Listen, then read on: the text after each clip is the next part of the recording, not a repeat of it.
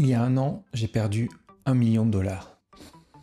Enfin, plus exactement, je n'ai pas gagné 1 million de dollars. Donc, je l'ai perdu. Bref, je vous explique. Il y a un an, j'étais au siège de l'UNESCO, à Paris, sur scène, avec 9 autres professeurs, en lice pour gagner le Global Teacher Prize. Pour faire simple, c'est un prix qui récompense et met en avant le travail de professeurs dans le monde entier. Ce soir-là, j'étais une loque humaine. Avoir le privilège de travailler avec les futures générations, les futurs citoyens, c'est un honneur, une grande responsabilité. Et rien que pour ça, ça vaut le coup d'être professeur aujourd'hui. Merci. Je n'ai aucune dignité. Il m'a fallu un an pour me décider à faire cette vidéo. C'est mon ressenti, mon histoire avec ce prix, de la candidature au résultat. Alors comment je me suis retrouvé dans cette histoire? C'est tout bête, bien avant ce prix, grâce à ma chaîne YouTube anglophone A Happy Teacher, je me suis retrouvé en contact avec 2 professeurs australiens, Stephen Colbert et Rebecca West. Donc il se trouve que tous les deux, quelques années plus tard, ils ont participé au Global Teacher Prize. Steven a fini dans le top 50 et Rebecca dans les 10 premiers. Et c'est Steven qui m'a dit « Pourquoi ne le ferais-tu pas ?» Bon, il m'a pas dit ça en français, il parle pas français. Hein. Au début, j'étais plutôt non. Et finalement, j'y ai pensé et repensé. Lorsque les candidatures se sont ouvertes au mois de mars 2023, je me suis lancé. Donc c'était parti pour le dossier de candidature qui est à remplir en ligne et qui en fait couvre beaucoup de domaines. Ça a été l'occasion pour moi de faire un petit peu le tour de toute ma carrière, déjà plus de 20 ans de carrière en tant que professeur. Et donc quelques mois plus tard, j'ai été recontacté pour faire une visio avec une dame australienne, comme quoi ils sont partout. Et juste avant, on a reçu un mail qui nous a dit « Wow, c'est juste une conversation, vous n'avez rien à préparer ». Et évidemment, je n'ai donc rien préparé. Peut-être que j'aurais dû. Bon, ce fut un entretien somme toute très classique, hein, avec des questions du genre « Qui êtes-vous, Nicolas Gaube? Parlez-nous de vous. De quoi êtes-vous le plus fier? Et si vous gagnez le million de dollars, qu'est-ce que vous en feriez ?» Ben oui, c'est vrai quoi, qu'est-ce que j'en ferais? Peut-être changer ma voiture qui a plus de 20 ans et plus de 300 000 km au compteur? Bon, finalement, ça n'a pas dû être si terrible que ça, vu que je suis arrivé dans les 10 premiers. L'annonce des résultats se fait en 2 temps, donc au mois de septembre, annonce du top 50.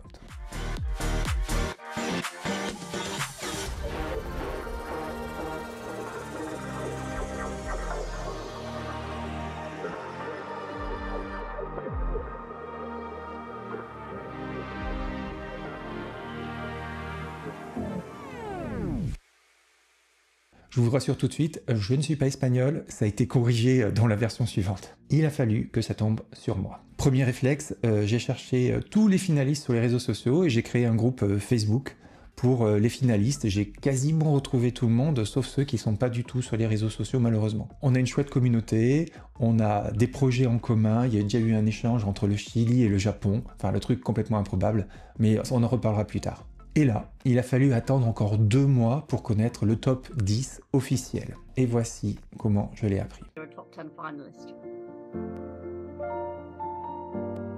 Thank you. Oh, that... You know, it's been quite a stressful week. Well, I can say stressful weeks. And knowing that, it's like a load on my shoulders that it's tough just going up. Thank you very much for telling me. Well, yes, well, thank you.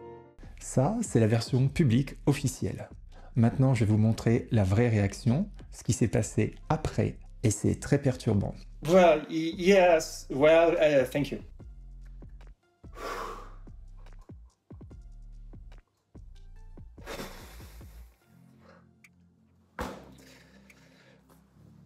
Tu l'as fait! Tu l'as fait, tu l'as fait, tu l'as fait, tu le mérites. Je t'ai coupé là, je coupe là. Aujourd'hui, un an plus tard, je ne sais toujours pas pourquoi j'ai réagi comme ça. Peut-être que je m'étais mis pas mal de pression, mine de rien. Même si je laissais rien transparaître, j'imagine qu'inconsciemment, c'était quelque chose qui me pesait. C'était pas facile, mais en même temps, c'était rien comparé à tout ce qui allait venir après. Il est 23h19 et j'arrive gare de Lyon. Normalement pour le Global Teacher Prize, et normalement il y a un chauffeur qui m'attend avec un petit panneau et mon nom et mon prénom. Trop cool. Et croyez-le ou non, c'est la première fois que je prenais un taxi. Et le lendemain matin, découverte de Paris avec les autres finalistes. Donc séance photo, les bateaux mouches, tout ça, et des petits clips pour les réseaux sociaux, dont le suivant.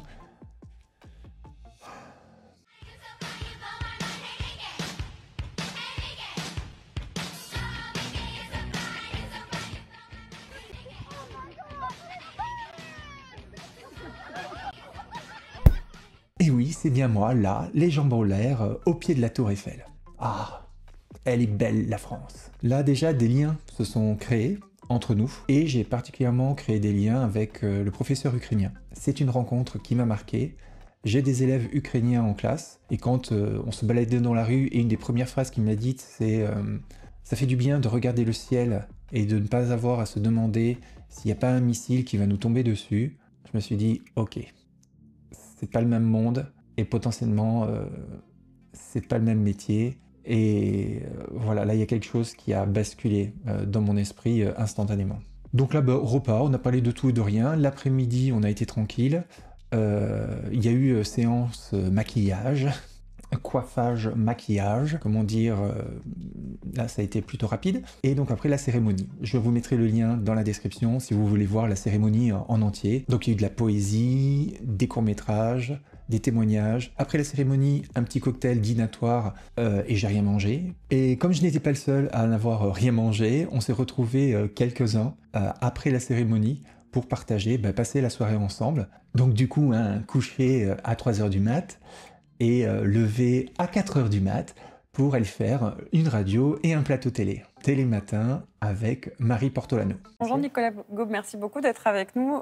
Vous êtes professeur de SVT dans l'Hérault et vous étiez en lice pour, écoutez bien, le titre du meilleur prof au monde. C'est le prix qui existe depuis 2015. C'est un concours qui récompense chaque année un enseignant aux méthodes innovantes. Alors, c'est quoi vos méthodes ? Mes méthodes à moi, c'est un travail d'équipe, en fait, autour des sciences cognitives qu'on essaie d'appliquer en classe avec beaucoup de mes collègues du collège, où on essaie d'apprendre aux élèves comment travailler à la maison, comment apprendre leurs leçons.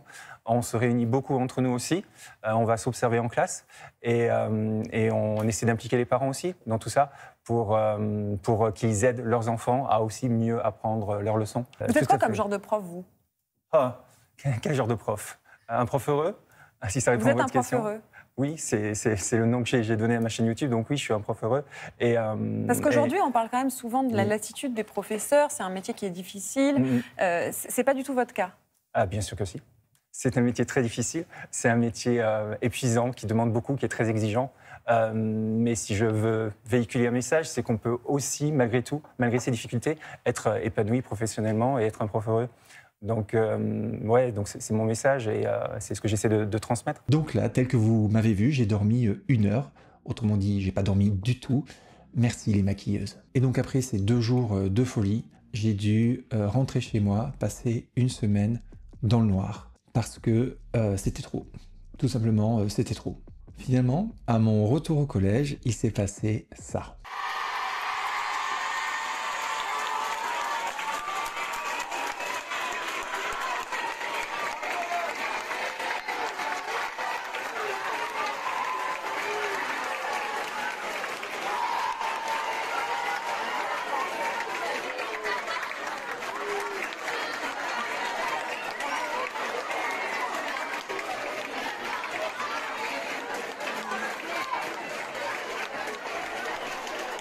J'ai eu plein de cadeaux, des dessins, des mots gentils, des fleurs. C'était fou, c'était fou. Je remercie bien sûr tous mes collègues et tous les élèves du collège qui ont participé à tout ça. C'est un truc unique en fait, voilà, c'est un truc unique. Après ça, quelques sollicitations de médias encore. Des gens sont venus filmer dans ma classe. Je vais pas tout vous mettre, rassurez-vous. J'ai même dû faire une visio pendant la récréation pour le journal d'M6 du soir. C'était un peu complètement fou, c'était... hors du temps, hors de tout. Un truc qui a été très sympa, c'est une interview pour Science et Vie Junior, se retrouver dans un magazine qu'on a soi-même lu, j'ai trouvé ça très sympa, voilà. J'aurais pu faire 7 à 8 sur TF1 avec un reportage ou 66 minutes sur M6. Finalement, ça ne s'est pas fait du tout, parce qu'en fait, ils souhaitaient en voir davantage que ce que j'étais prêt à montrer, c'est-à-dire ils voulaient montrer ma vie privée aussi. J'ai dit non, ça s'est pas fait. Et je ne regrette rien. Et donc là, on peut se dire, après la cérémonie, après le tourbillon un petit peu médiatique, tout ça, on peut se dire, ben voilà, après c'est fini. Mais en fait, non. Je crois que ça fait que commencer. Il y a Arthur, donc le professeur ukrainien, qui m'a invité pour intervenir à une conférence en Ukraine. Et donc les professeurs ukrainiens, lors de cette conférence-là, décrivaient comment ils avaient ressenti l'éducation en France.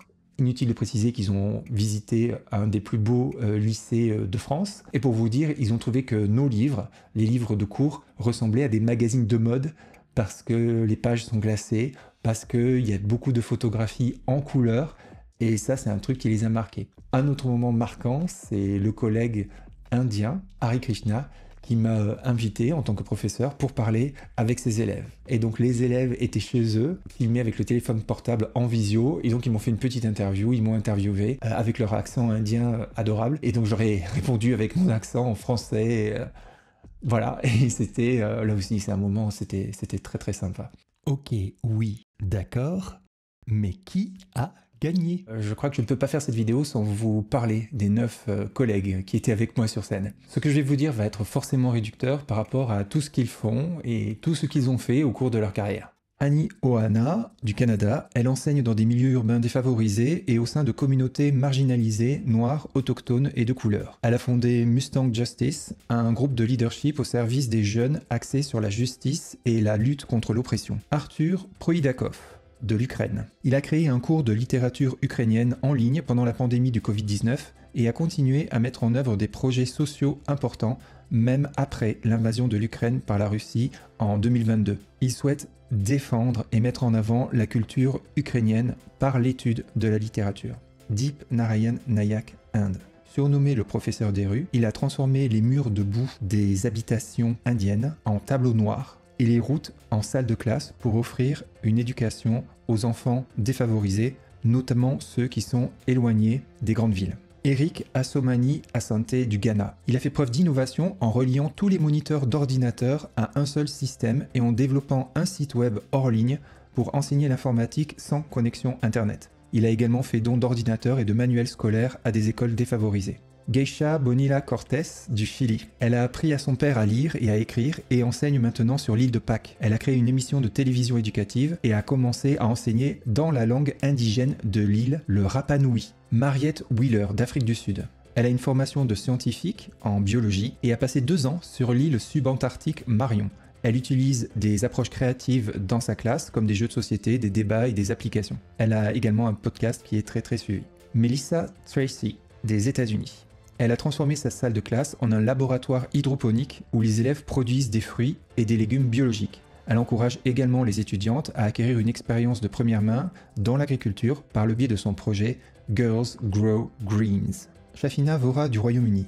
Elle utilise des Lego pour enseigner aux élèves et a mis au point un programme communautaire qui aide les enfants des zones défavorisées à se familiariser avec les nouvelles technologies et l'ingénierie de conception. Sister Zef du Pakistan. Elle a ouvert une école dans la cour de sa maison à l'âge de 13 ans. Depuis, elle a créé une école qui offre une éducation gratuite à 215 enfants défavorisés et gère également un centre de formation professionnelle pour les femmes. En ce qui me concerne, voici le clip qui a été présenté le jour de la cérémonie, présenté par Stephen Fry, s'il vous plaît. Today, I am delighted to announce that Nicolas Gaube from France is a top 10 finalist for the Global Teacher Prize 2023. Nicolas, you teach in a college where many students are from disadvantaged backgrounds. But as their Earth and Life Sciences teacher, you've enriched their education by integrating creative approaches to learning, memorization tools, and calming techniques in the classroom. For example, you've raised awareness around climate change by modeling the greenhouse effect in class, highlighting the effects of global warming. Thousands of educators around the world have also gained inspiration and tips on using digital technology from your Happy Teacher YouTube channel and received your help through video conference calls and private messages. Congratulations, Nicolas, and thank you for all you do. Et donc parmi nous, il y a une personne qui a gagné $1 million. Bon, et vous l'avez compris, hein, c'est pas moi, inutile d'insister, merci. Donc vous comprendrez maintenant que même si je n'ai pas gagné le $1 million, j'ai quand même pas l'impression d'avoir perdu. J'ai vécu tellement de choses sur un temps court que j'ai l'impression de m'être enrichi de toutes ces rencontres et de tous ces échanges que j'ai eus. Ça a été quelque chose d'unique et d'incroyable, voilà, tout simplement. C'est une fois dans une vie, vivre un truc pareil, je le souhaite à tout le monde. Bon alors maintenant, si j'ai pas gagné, qui a gagné? La grande gagnante, parce que c'est une femme et elle le mérite largement, c'est Sister Zef du Pakistan.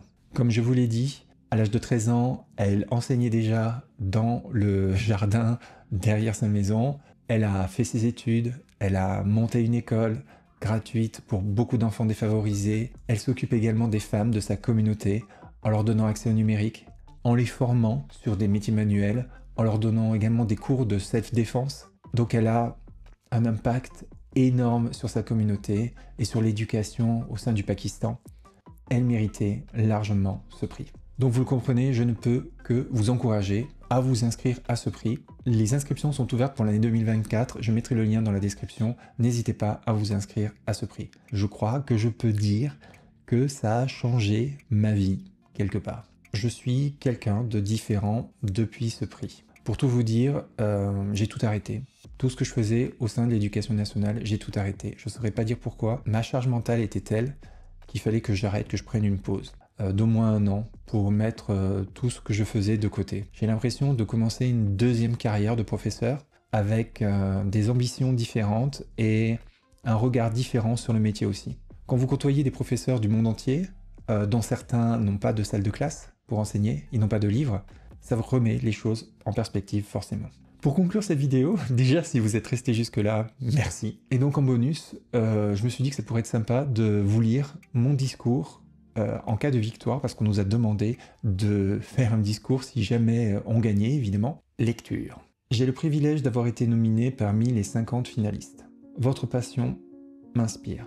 Félicitations à vous tous pour vos remarquables réalisations dans le domaine de l'éducation. Je suis sûr que de grands projets et de futures collaborations nous attendent. Je suis à jamais redevable à mes parents qui m'ont permis de poursuivre mes études et ma carrière dans l'enseignement. Et je suis l'enseignant que je suis aujourd'hui grâce à des professeurs dévoués comme Madame Rénal ou Madame Lerchundi qui m'ont inculqué un amour éternel pour la littérature, les sciences et le plaisir d'apprendre. À mes collègues, proches et lointains, Olivier, Charlotte, Steven, Beck, Emma Jane et tant d'autres, merci d'avoir entrepris des projets créatifs avec moi, de m'avoir écouté pendant les moments difficiles, d'avoir partagé vos idées et de m'avoir aidé à grandir. Je suis un enseignant heureux aussi grâce à vous. Merci à mes élèves, passés et présents. Vous avez fait de moi non seulement un meilleur professeur, mais un meilleur être humain. J'espère que, à ma manière, je vous ai aidé à devenir des citoyens responsables et ouverts d'esprit. Les enseignants transforment des vies chaque jour, partout dans le monde. Malgré les différences de langue, de culture et de système éducatif, nous partageons tous la même passion pour la connaissance et le désir d'aider la prochaine génération à s'épanouir. Puissions-nous continuer à apprendre les uns des autres et à libérer le potentiel de chaque élève. Merci à tous du fond du cœur. C'est pas un peu guimauve tout ça ?